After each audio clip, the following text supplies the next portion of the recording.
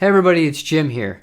Over the course of the last year on this YouTube channel, I have played anywhere between 50 to 75 guitars. I haven't actually figured out the exact number, but some really great instruments along the way. Today I'm going to be highlighting my 3 favorite guitars that I have had over the year in 2023.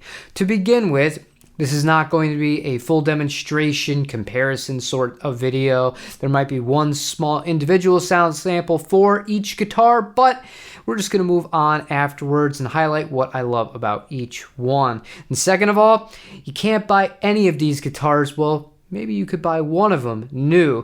The rest are all going to be used, so no need for affiliates or anything like that. But if you are going to purchase anything new, and you want to help out your boy Jim, affiliates to Sweetwater and to Tallman in the link in the description. Doesn't cost you anything extra and helps fund the channel going forward into the future.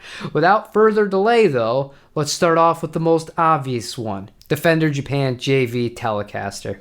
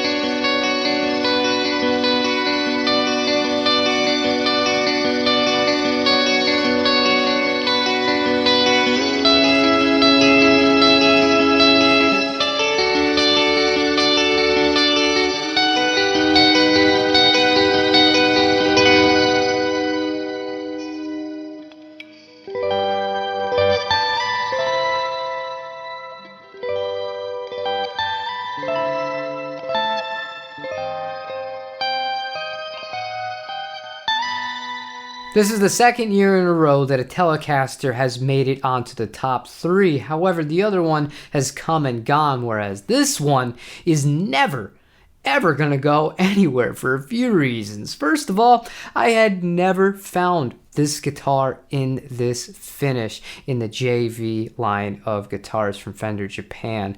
It's as old as I am, born 1984, and it's in exceptional shape. Honestly, the way that this guitar plays, it inspires me every time I pick it up. It's so lively, even acoustically. It's not all Telecasters provide that. A lot of Telecasters are great guitars, and the custom shop from last year, it is a great guitar. I'm sure whoever has it now loves it, but for me, this is as good as it's gonna get. The only thing that I swapped on this guitar, I got rid of the threaded steel saddles with the barrels, but outside of that, just as it was when it left the Fuji Gem factory in April of 1984. I've had this guitar for a while now, and I've only just realized I haven't made a full demo review of it, so I'm gonna have to do that and show you what this thing is really all about through both the Tone King and through the Friedman Pink Taco version 2.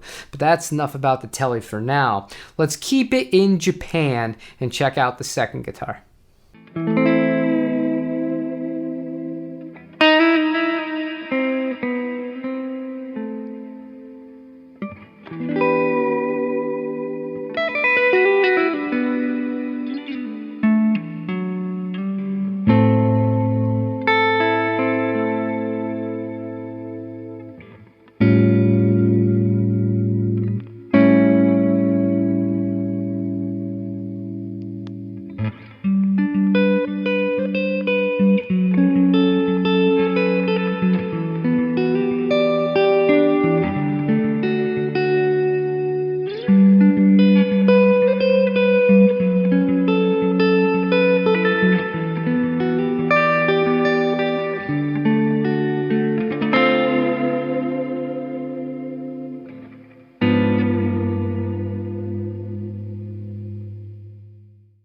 Surprise, surprise, it's another Fender JV, the Jazzmaster, 1984 with the candy apple red finish and the matching headstock. I really love how this guitar has aged over the years. The color is kind of a little bit more subtle, almost like a burnt orange hue to it, and I adore this guitar. When I first played it, I knew that the neck was perfectly up my alley, just like the Tele, all vintage specs with the radius, the bridge, and the fret wire size, and I just absolutely fell for it straight away, except the difference between this one and the Telecaster. I noticed that the pickups on this, I felt like they could be improved a little bit, and this could be like a really top class Jazzmaster to match the rest of the craftsmanship of the guitar. And this was a cool moment because the guys at Lawler Pickups, I sent them an email, we got to talking, and they were kind enough to supply me with a set of their 63 pickups for Jazzmaster, and they've been installed, and I really can't express how grateful I am to them for doing that for me to begin with, and also just having a guitar that is so special in the fact that it is exceptionally rare to find one of these, especially one that doesn't have the Made in Japan logo scratched off and the correct serial number intact on it with everything else stock when I got it.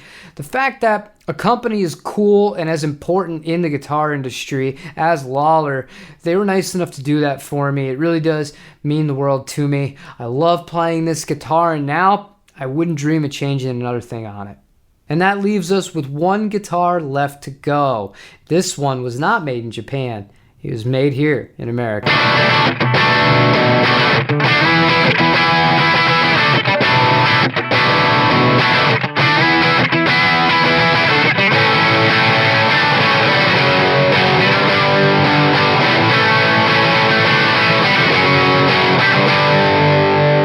All over the internet, Gibson guitars seem to be bashed constantly.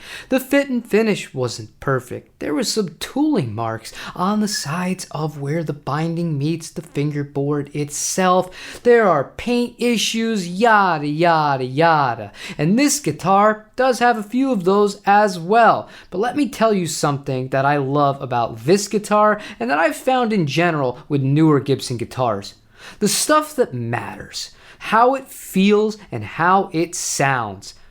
This is as good as it gets. I love this guitar. Not many guitars get me to play very differently than other ones. For example, I have a bunch of different offset guitars, several Jaguars, Jazzmasters, and I might hew to maybe play a little bit more aggressive on the JV that we just went over because I feel like those pickups are more accommodating towards gain, but stylistically it pretty much stays the same. But when I pick up this guitar, I just go into a totally different place, and that's really special. I'll never forget, I actually did a video. There was no talking in it whatsoever as far as mic setup or anything. It was just me unboxing this guitar and playing it for the very first time on the spot.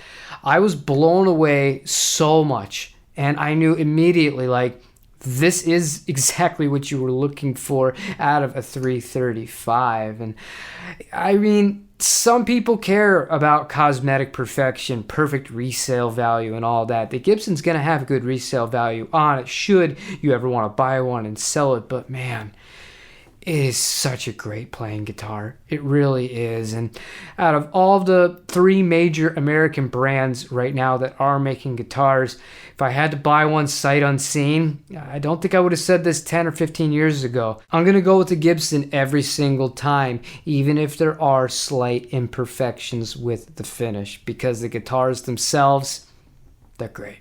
Unlike last year's video, I'm not going to rank these guitars or pick a winner of the three because it really depends on the given day which one would be my favorite. They're all exceptional guitars.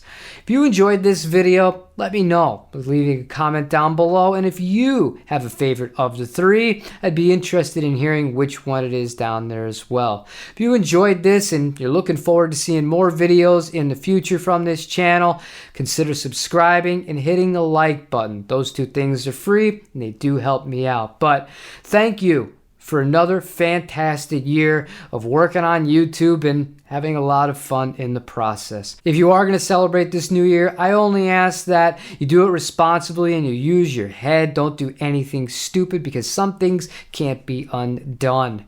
Don't forget to tell somebody in your life that you love, that you do love them, and have a wonderful day and enjoy these last few days of 2023.